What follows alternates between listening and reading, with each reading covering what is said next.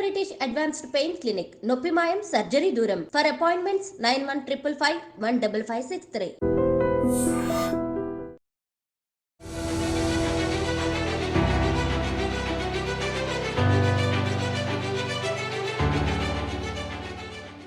అందరికీ నమస్కారం. నేను Swaroopa Potlapalli. Welcome to iDream. Vajedu SI Rudrarapu Harish suicide కేసులో అనేక సంచలన విషయాలు బయటకు వస్తున్నాయి. ఒక అమ్మాయి ఆయన్ను ఇన్స్టాలో ట్రాప్ చేసి పెళ్లి చేసుకోమని వేధించడం వల్లే ఆయన సర్వీస్ రివాల్వర్ తో పేల్చుకుని చనిపోయారు అనే విషయాలు బయటకు వచ్చాయి. అయితే అదంతా నిజం కాదు అంటోంది ఆయన్ని ప్రేమించిన అమ్మాయి. మన ఇద్దరు పెళ్లి కావాలంటే రెండు ఆ రెండిట్లో ఏదో ఒక మార్గం చూసి చేసుకోవాలి. ఇప్పుడు చచ్చిపోవన్నావు కదా, నా ఇష్టం అన్నావు కదా, అదే చూసి చెప్తా. ఇప్పుడు నేను చెప్పింది ఒకటి రెండు విషయాలు. రెండిట్లలో నీ రెండే ఏ ఆప్షన్ చేసుకున్నా, రెండిట్లలో ఏ ఆప్షన్ చూస్ చేసుకున్నా ఖచ్చితంగా మన ఇద్దరు పెళ్ళి అవుతుంది. ఏంటిది చెప్పినా నాకు ఏం చెప్పినావు? ఇప్పుడు నాకు వీడియో కావాలి, వీడు నన్ను మోసం చేసిండు, ఇంత పెళ్లి కావాలని కూర్చున్నా అంటే అవుతుంది. ఏడ కూర్చోవాలి నేను? మా ఆఫీసర్ దగ్గర కూర్చో, ఇక్కడ నా స్టేషన్ దగ్గర వచ్చి కూర్చో, మా ఇంటి దగ్గర నన్ను కూర్చో. రెండు ఇష్టంతో చేసుకోవాలనుకుంటే మీ ఇంట్లోకి వెళ్ళి ఒప్పించి వాళ్ళని తీసుకుని వచ్చి మా ఇంట్లో మాట్లాడిస్తే నేను కూడా మా ఇంట్లో అప్పుడు ట్రై చేస్తాను ఒప్పించడానికి. సపోజ్ మా ఇంట్లో వాళ్ళు వచ్చిర్రు, మీ పేరెంట్స్ ఒప్పుకోలేదు, అప్పుడు నువ్వేం చేస్తావు?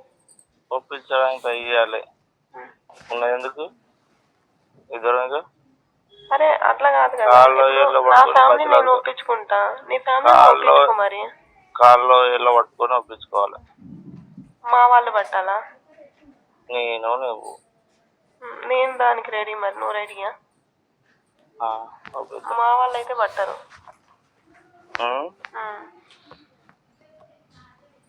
మీ వాళ్ళని వెళ్దామంటారు. సరే నేనైతే దానికి రెడీ మరి. ఒప్పుకుంటారా మీ ఇంట్లో? అరే నా బాధ నేను పడతా, ఒప్పుకుంటారంటే ఎవరు ఒప్పుకోరు. ప్రస్తుతం తను జూమ్ లో నాతో ఇంటర్వ్యూకి రెడీగా ఉన్నారు. అయితే ఇప్పుడు నేను తన ఒరిజినల్ పేరు కూడా చెప్పట్లేదు, ఎందుకంటే అది ఆమె ప్రైవసీ కాబట్టి ఆమె రిక్వెస్ట్ మేరకు నేను ఆమె ఒరిజినల్ పేరు చెప్పట్లేదు.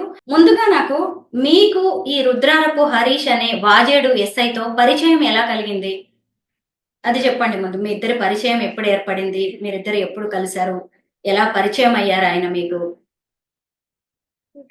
నాకు ఇన్స్టాలో పరిచయం మేడం. నేను కొంచెం పొలిటికల్ గా రాజకీయ సాంగ్స్ తో నేను వీడియోస్ చేసుకుంటాను.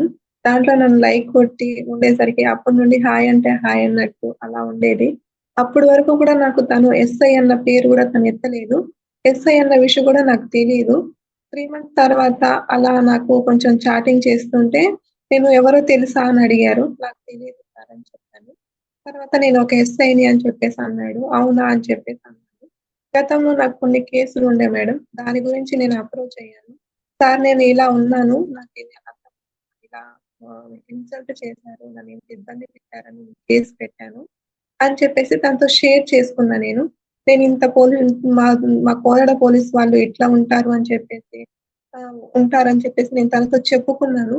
చెప్పుకున్న తర్వాత అవునా మీ సైడ్ అంతా చేస్తారు, మా సైడ్ ఎందుకు చేయట్లేదు సార్ డిపార్ట్మెంట్ అని చెప్పేసి తనతో నేను ఇవన్నీ షేర్ చేసుకున్నాను. అది చేసుకున్న తర్వాత నువ్వు ఇంత కష్టపడ్డావా, ఇంత చేసావా, నువ్వు ఎదిరించడానికి ఇంత ధైర్యం ఉందా నీకు అని చెప్పేసి నాతో మాట్లాడడం స్టార్ట్ చేశాడు. కొన్ని రోజులు మేము మాట్లాడుకున్నాము. మాట్లాడుకున్న తర్వాత సడన్ గా తన మంచి మనసుతో తను ఏమనుకున్నాడో నాకు ఒక లైఫ్ ఇస్తా అని చెప్పేసి అన్నాడు. సార్ మీరు ఒక ఎస్ఐ, నాకెలా ఇస్తారు సార్ లైఫ్, అట్లా ఎట్లా, నా గురించి మీకు అంతా తెలిసింది, నేను ఇంత ఎదిరేయడానికే సిద్ధంగా ఉన్నాను, నాకు ఇంకా వేరే లైఫ్ కోసం నేనేం ఆశిస్తలేదు అంటే, ఒక ఆడపిల్లగా నువ్వు చేసింది తప్పేమి కాదు అని చెప్పేసి నాకు సజెషన్స్ ఇచ్చి నాకు ఒక లైఫ్ ఇవ్వడానికి తను యాక్సెప్ట్ చేశాడు. దానికి నేను కొన్ని రోజుల తర్వాత యాక్సెప్ట్ చేశాను. తను నా కోసం అని చెప్పేసి నేను ఒక ప్రైవేట్ విద్యా సంస్థలో చేస్తుంటే అక్కడికి వచ్చి నాకు కలిశాడు. కలిసిన తర్వాత నా మీద నీకు ఇంకా నమ్మకం లేదా అని చెప్పేసి అప్పటి నుండి నాతో క్లోజ్ గా మాట్లాడటం చేశాడు మేడం. అంతతోనే నేను ఇంత క్లోజ్ గా మాట్లాడుతున్నాను. అయినా కానీ నాకు భయంగానే ఉండేసరికి తను నాకు నేనంటే నీకు ఇంకా నమ్మకం లేదా అని చెప్పేసి తను మాట్లాడిన రికార్డింగ్స్ కానీ నా ఫోన్‌లో రికార్డింగ్ అవ్వదని చెప్పేసి తనే రికార్డింగ్ చేసి నాకు పంపించేవాడు. నీకు ఏ ఇబ్బంది ఉన్నా కానీ మా సుపీరియర్ ఆఫీసర్ దగ్గరికెళ్ళు నేను చేసుకుంటాను. అంత అనుమానంగా నా దగ్గర ఉండాల్సిన అవసరం లేదని తనే నాతో చెప్పాడు. మీరుండేది నల్గొండ జిల్లాలో, ఆయన ఉండేది ములుగు జిల్లా వాజేడు ప్రాంతంలో ఆయన ఉంటారు. ఏడాది కాలంగా మీ ఇద్దరికి పరిచయం. ఎన్నిసార్లు కలిశారు మీరు? చాలా సార్లు కలిసాం మేడం. 3, 4 టైమ్స్ కలిసాము. మా ఇద్దరి మధ్య ఎలాంటి గొడవ గూడా రాలేదు. తను నన్నంత ప్రేమగా చూసుకున్నాడు. తన ప్రేమ నాకు ఈ జీవితంలో ఇంక నేను మళ్ళీ బతికుండగానే కూడా నాకు ఆ ప్రేమ దొరకాలంటే మళ్ళీ దొరకదు. నాకంత ప్రేమ చూపిచ్చాడు. నేనెంత బాధపడ్డానో, నేనెంత స్ట్రగుల్ పడ్డానో, ఆ స్ట్రగుల్‌కి నేను మర్చిపోయే విధంగా నాకు ఆ ప్రేమ చూపిచ్చాడు తను. అంత ప్రేమగా మాట్లాడి, అంత ఉండి సడెన్‌గా నాకు తెలియకుండానే ఆ డెసిషన్ తీసుకోవడం నాకు ఇంకా అది ఇంకా నేను కోలుకోలేకపోతున్నాను. ఆ ప్రేమ ఇంకా పొద్దున్న లేచినప్పటికల్లా నాకు ఆ ప్రేమ ఇంకెక్కడ దొరుకుతుందా అని చెప్పేసి వెతుక్కుంటున్నాను. మీరిద్దరూ ఇంత ప్రేమగా ఉన్నారు. తను మిమ్మల్ని చాలా ఇష్టపడ్డారని మీరు చెప్తున్నారు. మరి అతనికి పెళ్ళయింది. ఎంగేజ్‌మెంట్ అయిందా? అవ్వబోతోందా? మీరు చెప్పండి కరెక్ట్‌గా. పెళ్లి సంబంధం కుదిరింది. మేడం ఎంగేజ్‌మెంట్ అవ్వలేదు. అది ఫిక్స్ చేశారు మా పేరెంట్స్ అని చెప్పేసి నాతో చెప్పాడు. మీ ఇంట్లో కూడా చెప్పు ఒప్పుకుంటే అటు ఇటు ఒప్పించుకుందాం అనంటే మా ఇంట్లో పేరెంట్స్‌కి కూడా నాకు చెప్పుకునేలా చెప్పాడు. నేను ఎట్లా చెప్పాలనేది కూడా నాకు సజెషన్ చెప్పి పంపించాడు. సరే నేను ఇట్లనే చెప్తాను మా పేరెంట్స్‌తో చెప్తే అతని క్యాస్ట్ అని మా పేరెంట్స్ ఆలోచిస్తున్నారు. నువ్వు ఒకసారి మాట్లాడితే మన ఇద్దరికి ఓకే అవుతదని కూడా మేము ఇద్దరం తర్వాత ఇటు ఒప్పుకోతారో లేదో తెలియక వాళ్ళ పేరెంట్స్ మీ పేరెంట్స్‌తో మా పేరెంట్స్‌తో మనం ఇద్దరం వెళ్లి మాట్లాడదాం. కాల్లో వేళ్ళో పడి మాట్లాడదాం అని చెప్పేసి తనే నాకు మంచి సజెషన్ చెప్పారు. ఇలా కూడా ఒప్పుకోకపోతే సుపీరియర్ ఆఫీసర్ దగ్గర వెళ్లి కూర్చో, లేకుంటే మా ఇంటి ముందుకెళ్ళి కూర్చో, లేకుంటే నా పోలీస్ స్టేషన్ దగ్గరకొచ్చి వీడియో చెయ్యి. మన ఇద్దరికి పెళ్లి అవుతదని చెప్పేసి కూడా చెప్పాడు. అది కూడా నా దగ్గర రికార్డింగ్స్‌తో సహా ఉన్నాయి మేడం. నాకెప్పుడు కూడా తను అవాయిడ్ చేసినట్టుగాని, నేను నిన్ను చేసుకోను అన్న పదం గూడా నా దగ్గర ఎప్పుడూ మాట్లాడలేదు తను. తను నన్ను అంత హ్యాపీగా చూసుకున్నాడు. నాతో అంత హ్యాపీగా ఉన్నాడు. నా గురించి తెలిసిన తర్వాత గూడా నేను అరే! అమ్మాయి అలాంటిదని కూడా నన్ను అర్థం చేసుకున్నాడు. అలాంటిదని అనుకోలేదు. అమ్మాయి నాకు ఇంత బాధొస్తే ఒక పోలీస్ స్టేషన్‌కి ఆశ్రయిస్తది. తను చేసింది గూడా అదే. తన తప్పేం లేదని అని అవన్నీ అర్థం చేసుకున్న తర్వాతనే నన్ను యాక్సెప్ట్ చేసాడు. తర్వాత నా గురించి తెలిసిన తర్వాత సూసైడ్ చేశారని పబ్లిసిటీ అవుతుంది. అది అంత మాత్రానికి అది కరెక్ట్ కాదు మేడం. నన్నెవరో బ్లేమ్ చేయాలని చూస్తున్నారు కానీ, మా ఇద్దరి మధ్య ప్రేమని అదంతా బ్లేమ్‌గా చూస్తే పైనున్న తను గూడా మనశ్శాంతిగా ఉండదేమో అని చెప్పేసి నేను ఇంకా బాధపడి, ఇంకా కుమిలిపోతున్నా నేను. అను ఈ ఎస్ఐ హరీష్‌తో ప్రేమ వ్యవహారం మీ పేరెంట్స్‌కి తెలుసా? చెప్పాం మేడం. ఏమన్నారు వాళ్ళు? మా పేరెంట్స్ అదర్ క్యాస్ట్ కదా! ఎట్లా అని చెప్పేసి ఆలోచించారు. కానీ ఇవ్వము అని చెప్పే మాట గూడా అనలేదు. వస్తే తను మాట్లాడితే అప్పుడు నేను ట్రై చేస్తా అని చెప్పేసి కూడా మా బ్రదర్ చెప్పారు. వాళ్ళ పేరెంట్స్‌కి తెలుసా?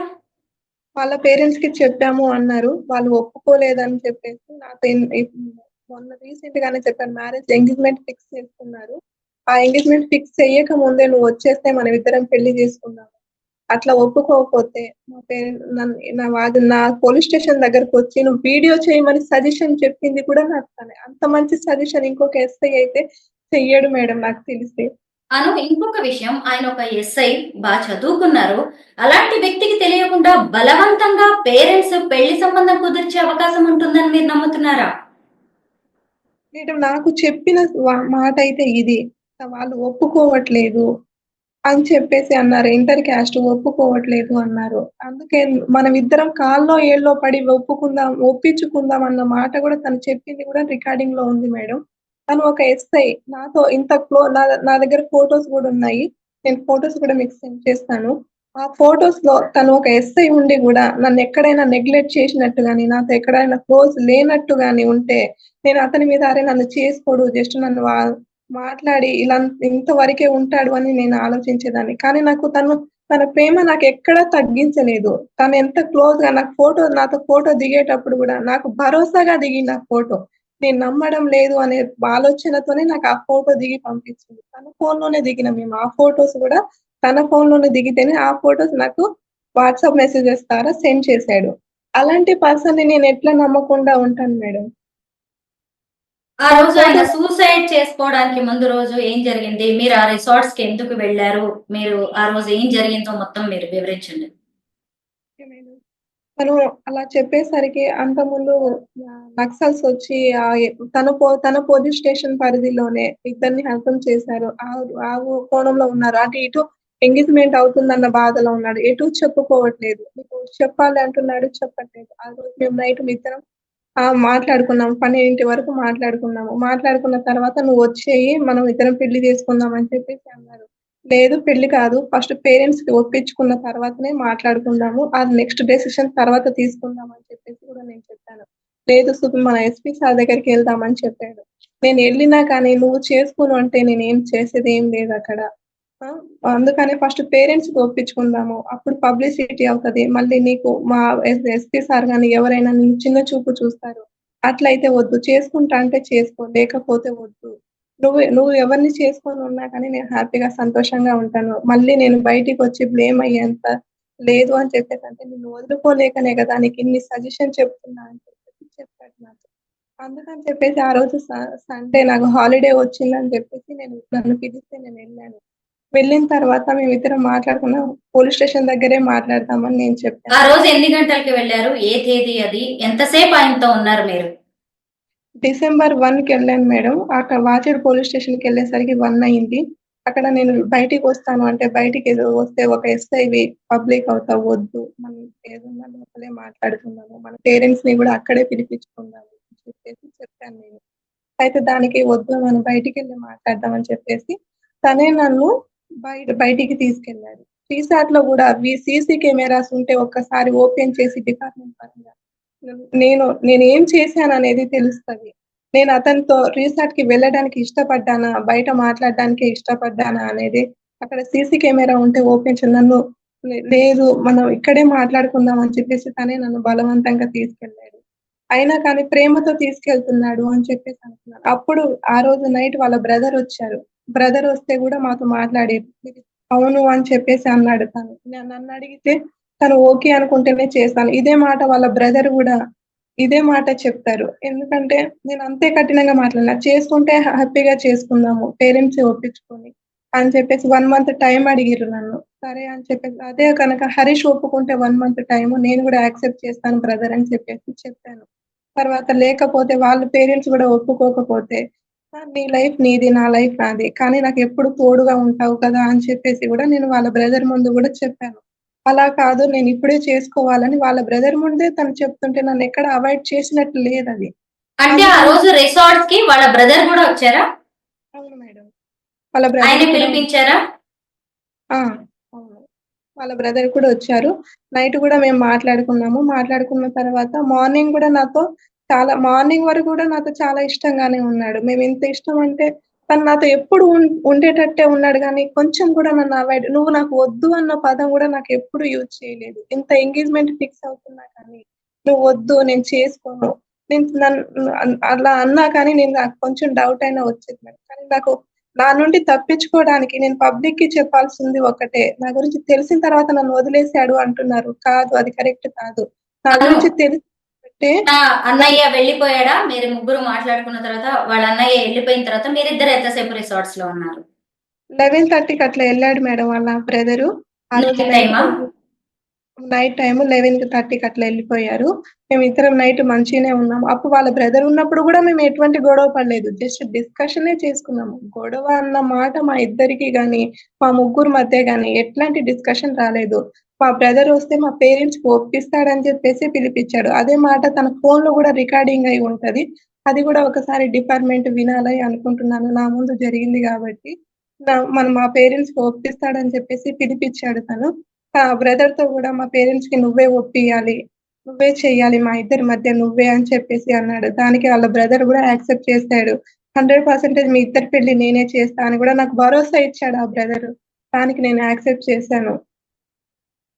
అయితే డిసెంబర్ 1 నైట్ అంతా మీరు అతనితో ఉన్నారు. అవును మేడం. ఉన్నాను. ఎర్లీ మార్నింగ్ గూడా మేమిద్దరం మాట్లాడుకున్నాము. నాకు జడేసాడు. తర్వాత మా పేరెంట్స్ వస్తున్నారు అని చెప్పేసి గూడా అన్నాడు. నాకు జడేసిన తర్వాత మేమిద్దరం బ్రష్ చేసుకొని ఇంకా హన్మకొండ డ్రైవర్ కి ఫోన్ చేశాడు. మనం ఇద్దరం హన్మకొండకి వెళ్ళి పెళ్లి చేసుకుందాము. ఆ లోపు ఈ 20 days లోపు ఎంగేజ్మెంట్ ఫిక్స్ చేస్తాము అన్న అమ్మాయికి నేను ఆన్సర్ చెప్పుకుంటాను. మన ఇద్దరికి పెళ్లి అయితే ఇంకా అప్పుడు వాళ్ళు మాకేం ఆన్సర్ చెయ్యరు అని చెప్పేసి హన్మకొండకి వెళ్ళి పెళ్లి చేసుకుందాం అని చెప్పి కూడా అన్నాడు. దానికి నేను కూడా యాక్సెప్ట్ చేసి మేమిద్దరం రెడీ అయిపోయాము. రెడీ అయిన తర్వాత డ్రైవర్ కి ఫోన్ చేశాడు. డ్రైవర్ వస్తున్నాడు అని చెప్పేసి నాకు అదే టైంకి ఏం చెప్పాడు అంటే, నువ్వు కొంచెం ముందుకెళ్ళు, నేను వెనకాల నుండి వస్తా అన్నాడు. అక్కడ నాకేమనిపించిందంటే, బావ ఎప్పుడు కూడా నువ్వు నన్ను ముందుకు పంపిస్తున్నావా చేసుకునే టైంకి కూడా, ఎందుకు నాతో కలిసి రాలేకపోయినావు అని చెప్పేసి నేను ఇదే మాట మేమిద్దరం నవ్వుకుంటూ అనేసి బయటికి వచ్చేసినాను. బయటికి వచ్చిన తర్వాత నేను కార్ దగ్గర 2-3 minutes వెయిట్ చేశాను. వెయిట్ చేసిన తర్వాత మరి తర్వాత లోపల ఫోన్ మాట్లాడిందా మాట్లాడలేదా అనేది నేను చూడలేదు ఇంకా. అయితే డోర్ వేసుకున్నట్టు సౌండ్ వచ్చింది. కొంచెం రోడ్డే ఉంది. దానికి డోర్ వేసిన సౌండ్ వచ్చింది. డోర్ ఎందుకు వేసుకున్నాడు, లాస్ట్‌కి పోదామని నన్ను బయటికి పంపించాడు కదా అని చెప్పి నేను మళ్ళీ వెళ్ళి బావ డోర్ తీ అని చెప్పేసి అన్నా. డోర్ ఎందుకు వేసుకున్నావు ఈ టైంకి అంటే, ఇంకా సౌండ్ లేదు ఏం లేదు. అంతలోనే రీసైడ్ నుండి ఒక అబ్బాయి వస్తున్నాడు. ఆ అబ్బాయి వస్తుండగానే నేనేం చేశానంటే డోర్ తీయట్లేదు, ఒకసారి వచ్చి డోర్ తీయరా అని చెప్పేసి చెప్పాను. ఆ అబ్బాయి వచ్చి డోర్ తీసాడు. డోర్ తీసగానే తను శవమై ఉన్నాడింకా. అప్పటికే బ్లడ్ వస్తుంది. నా బ్లడ్ నేను ఆపి తన మీద ఉండి ఇదంతా చేసుకొని ఇదంతా ఏమైపోయింది నాకని చెప్పేసి నేను అదే బాధలో ఉన్నాను. అంతలోనే పోలీస్ వాళ్ళు వీళ్ళు వాళ్ళు వచ్చేసి కనీసంగా నన్ను ఎక్కడ నా గురించి చెప్పుకునేంత టైం నాకు ఇవ్వలేదు. ఇప్పటి నుండి ఈ రోజు వరకు కూడా నా లైఫ్ అంతకుముందు గతంలో ఇట్లా జరిగింది, నాకు ఇట్లా జరిగిందని కోలుకోలేకపోతున్నాను. ప్రజల నుంచి వచ్చే న్యూస్ ఏమో ఇట్లా ఉంది. నేను ఎవరినో మోసం చేశాను, నేనేదో బ్లాక్‌మెయిల్ చేశాను అంటున్నారు. నేను ఎవరికీ బ్లాక్‌మెయిల్ చేయలేదు. నాకున్న అకౌంట్స్ గానీ, నాకున్న ఆధార్ కార్డులు గానీ అవన్నీ చూసుకోవాలి డిపార్ట్‌మెంట్. నేను ఒక అమ్మాయిగా చేయాల్సింది ఒకటే. నేను ఎవరికీ బ్లాక్‌మెయిల్ చేయలే. ఒక ఎస్ఐగా నాకు లైఫ్ ఇస్తాను అంటే దానికి నేను యాక్సెప్ట్ చేశాను. అంత నమ్ముకొని అంత చేసినందుకు మళ్ళీ నాకు బ్లాక్‌మెయిల్ అన్న పదం వచ్చింది. నేను ఎక్కడ ఎవరిని బ్లాక్‌మెయిల్ చేయలేదు. ఇదంతా చూసుకున్న తర్వాత నాకు ఏ శిక్ష వేసినా నేను దానికి రెడీగా ఉన్నాను. దానికి అనుభవించాను. నేను తప్పు చేశాను అంటే ఒక లైఫ్‌కి ఆశించానే తప్ప ఎవ్వరి దగ్గర డబ్బు కోసం నేను ఆశించలేదు. ఇలా ఆశించినట్టు కొంచెం తెలిసినా గానీ అది ఒక్కసారి నాకు చూపించి ప్రజలందరికీ చూపించి నాకు ఏ శిక్ష వేసినా నేను దానికి రెడీగానే ఉన్నాను. కానీ దయచేసి ఎవ్వరున్నా కానీ నా గురించి తెలియకుండా అన్యాయంగా నన్ను ఒక్కొక్కలా ప్లీజ్ వివరించకండి. తెలుసుకున్నాక నాకు చెప్పండి. నువ్వు ఇది చేసింది తప్పని చెప్తే నేను దానికి యాక్సెప్ట్ చేస్తానని అందరికీ చెప్పుకుంటున్నాను ఈ మీడియా ద్వారా. ఆయన గన్‌తో కాల్చుకుని చనిపోయారు కదా! అప్పుడు ఆ డెడ్ బాడీ మీద పడి మీరు ఏడుస్తున్న ఫోటోస్, అలాగే పక్కనే కూర్చున్నారు మీరు చైర్‌లో కూర్చొని ఏడుస్తున్న విజువల్స్ బయటకొచ్చాయి. ఆ తర్వాత కాసేపటికి మీరు అక్కడి నుంచి మాయమైపోయారు. ఎవరైనా మిమ్మల్ని తీసుకెళ్లారా? లేదంటే వెళ్ళిపోమని చెప్పారా ఎవరైనా? లేదు మేడం. పోలీస్ డిపార్ట్‌మెంట్ వాళ్ళే నన్ను వేరే పోలీస్ స్టేషన్‌కి తీసుకెళ్లారు. నేను ఎక్కడికి వెళ్ళలేదు. నేను వెళ్ళను అని చెప్పేసి కూడా చెప్పాను. లేదు నువ్వు వేరే పోలీస్ స్టేషన్ దగ్గరికి వెళ్ళాలి అని చెప్పి పోలీస్ డిపార్ట్‌మెంట్ తీసుకెళ్తేనే నేను వెళ్ళా. నా అంతటా నేను ఎక్కడికి వెళ్ళలేదు. అప్పటికి నన్నంత ప్రేమించిన వ్యక్తే పోయాడు. నేనుండి ఏం చేయాలి అని చెప్పేసి నేను కూడా అక్కడే ఉన్నాను. నేను చేసింది తప్పు అని వాళ్ళ పేరెంట్స్ యాక్సెప్ట్ చేస్తే, వాళ్ళ పేరెంట్స్ సంతోషంగా ఉండడానికి నన్నేం చేసినా యాక్సెప్ట్ చేశా మేడం. అయితే పెళ్లికి సంబంధించి మీరు ఆయన్ని బ్లాక్‌మెయిల్ చేశారని, ముఖ్యంగా మీరు గర్భవతి అని ఆయన్ని భయపెట్టారు అని, అలాగే వాళ్ళ ఫ్రెండ్స్‌తో కొంతమందితో చెప్పించినా మీరు ఆయన మాట వినలేదు, పెళ్లికే పట్టుబట్టారు, ఏం చెప్పాలో అర్థం గాక ఆయన సూసైడ్ చేసుకున్నారు అని చెప్పి చాలా వార్తలు వినిపిస్తున్నాయి. మీరేమంటారు? మీరు గర్భవతి అనే మాట నిజమేనా? ఇవన్నీ రూమర్స్ మేడం. తను ఎవరితో షేర్ చేసుకున్నాడో నాకైతే తెలీదు. కానీ ఇవన్నీ రూమర్స్. ఇవన్నీ క్రియేట్ చేస్తున్నారు. నన్ను చూసుకున్నట్టు ఒక ఎస్ఐగా నాతో ఇంత క్లోజ్‌గా ఫోటో దిగాల్సిన అవసరం లేదు. ఏదో ఒక రోజు ఏ టైంకి ఎట్లా ఉంటదో అని ఆ మాత్రం నాలెడ్జ్ ఉంటది ఒక ఎస్ఐగా, ఒక సబ్ ఇన్స్‌పెక్టర్‌గా. కానీ తను నన్ను అలా చూడలేదు గాబట్టే తను నాతో అంత క్లోజ్‌గా ఫోటోస్ దిగాడు తను. నా గురించి అంత తెలుసు కాబట్టే, నన్ను చేసుకోవాలని కాబట్టే, నేను వద్దు అన్నా కానీ నాకు రికార్డింగ్ పంపించి నేను నీకు భరోసా ఇస్తున్నాను అని చెప్పేసి చెప్పాడు. అదంతా అబద్ధం. మా ఇద్దరి మధ్య జరిగింది వేరు. బయట మాట్లాడుకునేది వేరు. మేమిద్దరం ఎంత క్లోజ్‌గా ఉన్నామో, అంత మంచి పర్సన్ నాకు జీవితం అంటే నేను ఇంకో జన్మలో పుట్టి నాకు ఆ పర్సన్ దొరకడు. నన్నంత అర్థం చేసుకొని, నాకు ఇది లైఫ్ ఇవ్వాలని అనుకున్న పర్సన్ ఇట్లా అయిపోయాడంటే, నాకింతకు మించి నేను ఇంకో శిక్ష నేను అనుభవించనేమో అనిపిస్తుంది. కానీ అను ఆయన నేనెప్పుడు సూసైడ్ తర్వాత పోలీసులు మిమ్మల్ని తీసుకెళ్లి ఎంక్వైరీ చేశారా? ఏమన్నారు? మీ మీద ఏమన్నా కేసులు పెట్టడం జరిగిందా? నాకైతే ఆ డిపార్ట్మెంట్ పోలీస్ వాళ్ళు కూడా ఏం చెప్పలే మేడం. మా ఇద్దరి మధ్య ఏం జరిగిందో అడిగారు నన్ను. నేను అదే చెప్పాను ఏం జరిగింది అనేది. హరీష్‌నయితే నేను మ్యారేజ్ విషయంలో నేనెక్కడ ఫోర్స్ చేయలేదు. కావాలి అనుకుంటే మా ఇద్దరి మధ్య నేను స్టార్టింగ్‌లో మా ఇద్దరికి నా గురించి తెలిసిన తర్వాత యాక్సెప్ట్ చేసాడా? తర్వాత యాక్సెప్ట్ చేసాడా? అనేది రికార్డింగ్స్‌తో సహా ఉన్నాయి. నాకొక్క ఛాన్స్ ఇస్తే డిపార్ట్మెంట్‌కి నేను అన్నీ చూపించుకుంటాను. చూపించుకున్న తర్వాత అప్పటికి నేను బ్లాక్‌మెయిలే చేశాను అనిపిస్తే, నాకు ఏ శిక్ష వేసినా, ఎన్ని సంవత్సరాలేసినా దానికి నేను రెడీగా ఉంటాను. నాకొక జీవితాన్ని ఇస్తా అని చెప్పాడు కానీ, నన్ను మోసం చేయాలనైతే ట్రై చేయలేదు తను. తను నా దగ్గర అలాంటి నెగ్లెక్ట్ గూడా చేయలేదు. దయచేసి ఎవ్వరు దాన్ని వేరేలా చూడకండి మా ఇద్దరిని. మా ఇద్దరికున్న ప్రేమ అలాంటిది. కానీ దయచేసి ఎవ్వరు చూడొద్దనే చెప్తున్నా మేడం. నేను ఎవ్వరి తరపున గూడా. కాకపోతే నిజం ఏంటిది? అబద్ధం ఏంటిదని తెలుసుకొని ఫస్ట్ మాట్లాడడానికి ట్రై చేయమని చెప్పేసి అడుగుతున్నా నేను. హరీష్ సూసైడ్ తర్వాత వాళ్ళ పేరెంట్స్ కానీ, వాళ్ళ అన్నయ్య గానీ ఎవరైనా మీతో మాట్లాడారా? మీరు ఆయన అంత్యక్రియలకు ఏమైనా అటెండ్ అయ్యారా? మేడం నేను ఇప్పటి వరకు మీడియా ముందు రాకపోవడానికి కూడా రీజన్ ఇదే. వాళ్ళ పేరెంట్స్ గూడా నన్నెవ్వరు ఏమనలేదు. కనీసంగా పోలీస్ డిపార్ట్‌మెంట్ గూడా నాకు ఎవ్వరు ఏమనలేదు. అక్కడ జరిగే సిట్యుయేషన్ ఏంది అనేది మరి వాళ్ళకి తెలిసి అడగట్లేదా ఏంటిదనేది నాకు తెలీదు.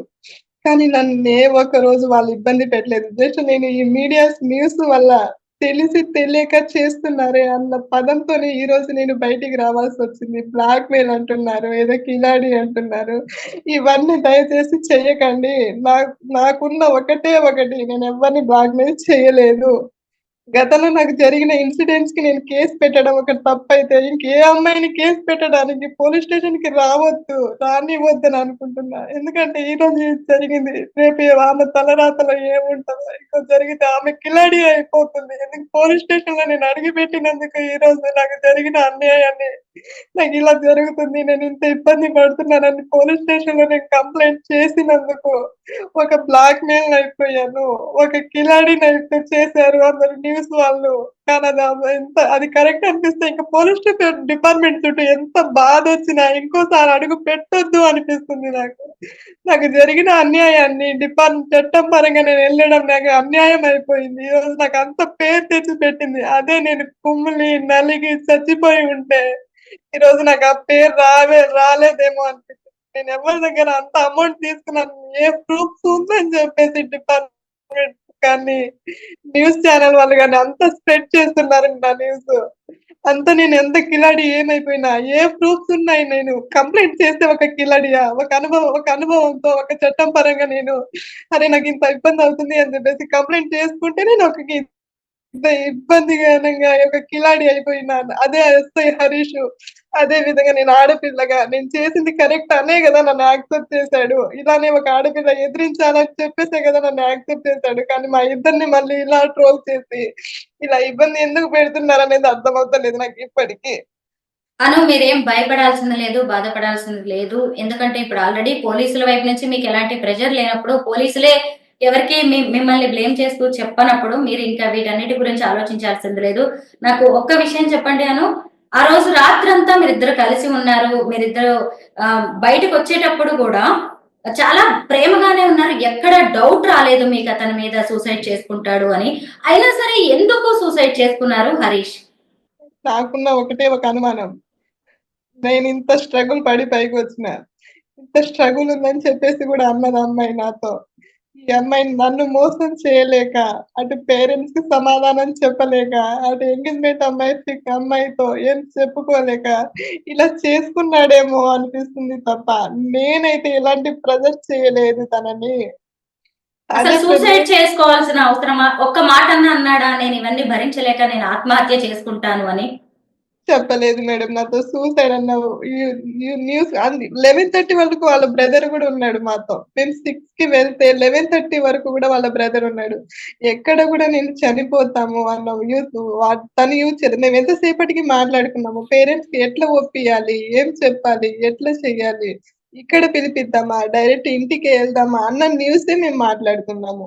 కానీ ఇలా చావు గురించి మేము ఇవన్నీ మాట్లాడుకోం. కావాలంటే నువ్వైనా చేసుకొని హ్యాపీగా ఉండు. ఎలా అని చెప్పేసి మాట్లాడుకున్నాం తర్వాత నేను అన్నాను. వేరే వాళ్ళని చేసుకొనైనా నువ్వు హ్యాపీగా ఉండు పేరెంట్స్ తరపున అని చెప్పేసి అంటే, లేదు నిన్ను వదలడం నాకు ఇష్టం లేదని చెప్పాడు. వాళ్ళ బ్రదర్ ముందే చెప్పాడు తను. పేరూరు పోలీస్ స్టేషన్ లో ఎస్ఐగా పనిచేశారు తను. ఇప్పుడు వాజేడు ఎస్ఐగా పనిచేస్తున్నారు. మావోయిస్టు ప్రభావిత ప్రాంతం అది.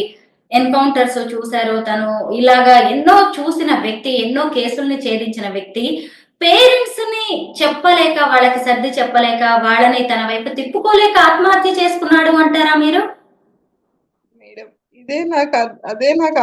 నాకు అర్థం అవ్వట్లేదు. నా నుండి తప్పించుకోవాలని అనుకుంటే మేడం, నా గురించి తెలుసు. ఒక సుపీరియర్ ఆఫీస్ దగ్గరకని నేను వెళ్ళినా గానీ, ఈమె క్యారెక్టర్ ఇదని ఒక్క మాట చెప్పి నన్ను అవాయిడ్ చేసేయవచ్చు తను. ఇంకో నేనప్పుడు తెలియక ఇలా చేశాను. నాకిది తెలిసింది. అందుకే నేను చేసుకోవట్లేదు సార్ అని ఒక మాట చెప్పొచ్చు. కానీ సూసైడ్ చేసుకునేంత లేదు గదా మేడం. నా గురించి అంతా తెలుసు గదా! సార్ ఈ కేస్‌లో ఉంది, ఈ కేస్‌లో ఉంది. నాకు నిజాయితీ ఇది. కాబట్టి నేను చేసుకోవట్లేదు అని నేను సుపీరియర్ ఆఫీస్ వెళ్తున్నా, భయపెడుతున్నా అని చెప్తున్నారు గదా! ఈ మాట చెప్పి నన్ను తప్పించుకోవచ్చు కదా! ఒక ఎస్ఐగా. కానీ నాకు సజెషన్ సుపీరియర్ ఆఫీసర్ దగ్గరికైనా వెళ్ళు. నా పోలీస్ స్టేషన్ దగ్గరకొచ్చి కూర్చో. మా పేరెంట్స్ నిన్న కాల్లో, వేళ్ళో పడి ఒప్పించుకుందాం అన్న మాట అయితే ఒక ఎస్ఐగా చెప్పలేడు కదా మేడం. తను నన్ను అన్యాయమే చేయాలి అనుకుంటే, నేను వద్దు అనుకుంటే తనకి ఇన్ని ఛాన్సెస్ ఉన్నాయి గదా నా తరపున. మీరు గతంలో కూడా 2-3 అబ్బాయిల్ని ఇలాగే ప్రేమ పేరుతో వేధించారు, వాళ్ళ మీద కంప్లైంట్స్ పెట్టారు అని కొన్ని కంప్లైంట్ కాపీస్ కూడా నా దాకా వచ్చాయి. ఆ కేసుల గురించి మీరు ఏం చెప్తారు? నేను చెప్తాను మేడం ఆ కంప్లైంట్ ఏంటని. 2017లో నేను ఫస్ట్ టైము ఒక కంప్లైంట్ చేశాను. అది నన్ను ప్రేమిస్తున్నారు. నన్ను మోసం చేశారని. అదే ఇక్కడ మా చిలుకూరు దగ్గర నేను ఎస్టీ కులం. నేను ఒక గిరిజన కులంలో పెరిగిన దాన్ని. ఒక కేస్ కంప్లైంట్ చేశానని దాన్నే చిన్న చూపుగా చూసి ఎంతసేపటికి ఒక విలేజెస్‌లో ఎలా ఉంటదో మీకు తెలుసు మేడం. నేను ఒక కేస్ పెట్టానని దాన్నే నన్ను చిన్న చూపుగా గుచ్చి ఇదమ్మి ఇలా కేస్ పెట్టిందని ఓసీ క్యాండిడేట్స్ నన్ను చాలా ఇన్సల్ట్ చేశారు. నన్ను చాలా ఇబ్బంది పెట్టారు. ఇప్పటికి నా దగ్గర అన్ని ప్రూఫ్స్‌తో సహా ఉన్నాయి. వాళ్ళ మీద నన్ను ఇబ్బంది పెట్టినా కానీ నేను చాలా రోజుల వరకు అనుభవించిన. ఇలా నేనెందుకు అనుభవించాలి? నేనెందుకు ఎదిరించవచ్చు? ఒక కంప్లెయింట్ చేస్తే నేను ఎదిరించవద్దా అని చెప్పేసి ఆలోచనతో నేను వాళ్ళ మీద నన్ను ఎంతమంది ఇబ్బంది పెట్టారో అంతమంది మీద నేను కంప్లెయింట్ చేశాను. ఆ కంప్లెయింట్ చేసింది ఎలా ఉంది? వాళ్ళకి ఒక్కొక్కళ్ళకి 50 ఇయర్స్, 40 ఇయర్స్ మేడం. నేను వాళ్ళని ప్రేమించానని మళ్ళీ ఇంకోసారి నేను ఎట్లా కంప్లెయింట్ చేస్తాను? నేను చదువుకున్నదాన్ని. వాళ్ళు వ్యవసాయం చేసేవాళ్ళు. కనీసంగా ఎవరు బయట అట్‌లీస్ట్ మాట్లాడేటప్పుడైనా ఆళ్ళ ఏజ్ ఏంటిది? వీళ్ళ ఏజ్ ఏంటిది అనేది కూడా చూసుకోకుండా మాట్లాడుతున్నారు. నేను ఆ వేలో నన్ను ఇబ్బంది పెడుతున్నారు. నేను ఒక కంప్లెయింట్ చేస్తే తప్పా మేడం పోలీస్ స్టేషన్‌లో? అలా నన్ను చిన్న చూపు చూస్తే నేను కంప్లెయింట్ చేసుకోవద్దా? తిరగబడాలా వాళ్ళ మీద? వాళ్ళని వెళ్లి కొట్టడం కాదు గదా! చట్టం నాకొక ఇది ఇచ్చింది కాబట్టి నేను చట్టాన్ని ఫాలో అయినా నేను అదే విధంగా నేను కేస్ పెట్టినా. కానీ వేరే విధంగా గాని నేను కేస్ పెట్టలేదు. ఆ తర్వాత ఇంకా ఏమైనా కేసులయ్యాయా? దగ్గరికెళ్ళిన. అదే ఈరోజు నన్ను బ్లాక్ మెయిల్ అని, కిలాడి అని చెప్తున్నారు. ఇదే గనుక నిజమైతే ఎంత అనుభవించినా ఏ ఒక్క ఆడపిల్ల పోలీస్ స్టేషన్‌లో గడప తొక్కొద్దని చెప్తా మేడం నేను ఇదే అయితే. మీరేం చదువుకున్నారు? హరీష్ ఏం చదువుకున్నారు? నేను ఫార్మసీ చదివాను మేడం. తను బీటెక్ చదివాడు. మరి జాబ్ ఎందుకు చేయట్లేదు మీరు ఇన్నేళ్లుగా? నేను 7 ఇయర్స్ నుండి జాబే ప్రైవేట్ జాబ్ నేను హైదరాబాద్‌లో ప్రైవేట్ జాబ్ చేసుకుంటూ బతుకుతున్నా మేడం. నేను ఒంటరిగా ఇక్కడ బతకట్లేదు. నేను ఇన్ని సంవత్సరాల నుండి కూడా ప్రైవేట్‌గానే చేసుకుంటూ బతుకుతున్నా. కావాలంటే నా ఈఎస్ఐ కార్డ్ గాని, నాకున్న అకౌంట్స్ గాని అన్నీ చెక్ చేయండి. నేను ఎవరి దగ్గర అమౌంట్ తీసుకొని బతుకుతున్నానా? ప్రైవేట్ జాబ్ చేసుకుంటూ బతుకుతున్నానా? నేను ఇలా రోడ్ల మీద తిరిగి బతుకుతున్నాను అనేది కూడా నాకు చెక్ చేయండి. కానీ దయచేసి అదైతే చెప్పొద్దు. నేను అది ఇప్పుడున్న బాధ వేరు నాది. అటు కన్నందుకు తల్లిదండ్రులు బాధపడుతుర్రు. ఇక్కడ ఇప్పుడు ఒక ఎస్ఐ అయ్యుండి, సరే మీరు గిరిజన అమ్మాయి అయినా గాని అతను మిమ్మల్ని ప్రేమిస్తున్నానని చెప్పడానికి కారణాలేంటి? మీకు ఏం చెప్తూ ఉండేవారు? మీరు సహజంగా అడిగి ఉంటారు కదా? అవును మేడం. నాకున్న ధైర్యాన్ని చూసిండు. ఇంత స్ట్రగుల్ పడ్డావా? ఒక ఆడపిల్ల ఇంత ఇంత చేస్తదా? ఇంత ఎదిరిస్తదా? ఇలాంటి నాలో చాలా నచ్చినాయి అని చెప్పేసి అన్నాడు మేడం. దానికి ఇంక నేను మ్యారేజ్ చేసుకోను. నేను ఇట్లనే బతకాలనుకుంటున్నా. నాకు నమ్మకం లేదు. డిపార్ట్‌మెంట్ పరంగా రేపటి రోజున ఇంకేమొచ్చినా ఇది తెలిసి రేపటి రోజున ఇంకేమొచ్చినా కానీ మళ్ళీ నేను దాన్ని ఫేస్ చేయలేను. ఒక్క ఎఫ్ఐఆర్ చేయించుకోవడానికి కోదాడ పోలీస్ స్టేషన్ చుట్టూ 7 నెలలు తిరిగినా అని కూడా చెప్పుకున్నా నేను. అందుకే నేను పెళ్లి చేసుకోవాలన్న ఆలోచన నాకు లేదని చెప్పిన. దానికి తన మంచి మనసుతో ఏం ఆలోచించాడో తెలీదు కానీ నాకు లైఫ్ ఇవ్వాలి అని యాక్సెప్ట్ చేశాడు. అయినా కానీ ఒక ఎస్ఐగా నాకు లైఫ్ ఇవ్వడం ఏంటని అడిగిన నేను. లేదు నేనేంటో నీకు అర్థమయ్యేలా నేను రేపటి రోజు నేను చేసుకోను అంటే నీ దగ్గర అన్ని ఎవిడెన్స్ పెట్టుకో అని చెప్పేసి కూడా చెప్పాడు నాకు. కానీ ఇంకోసారి పబ్లిక్‌కెళ్ళాలి అన్న ఆలోచన నాకు లేదు కాబట్టి నేను సైలెంట్‌గా అయిపోయినా. ఇంకోసారి పబ్లిక్‌లో వెళ్ళి నేను ఇదంతా చేసుకోలేనే నేను సైలెంట్‌గా ఉన్నా. కానీ ఇదంతా చేసుకుంటానని నేను ఎక్స్‌పెక్ట్ చేయలేదసలు. నేనంత మూర్ఖత్వం ఒక మంచి ప్రాణం పోతుంటే చూసేంత మూర్ఖురాలిని కాదు మేడం. నా జీవితం ఇట్లయిందని నలిగి తనతోనే సంతోషంగా వచ్చిన. ఇన్ని రోజులు నలిగి కూర్చున్న దాన్ని తన సంతోషంతోనే బయటికొచ్చిన నేను ఎంత డిప్రెషన్‌లో ఉన్నానో తనిచ్చే సంతోషం వల్లనే బయటికొచ్చిన నేను. మీ పేరెంట్స్ ఏమంటున్నారను ఇప్పుడు?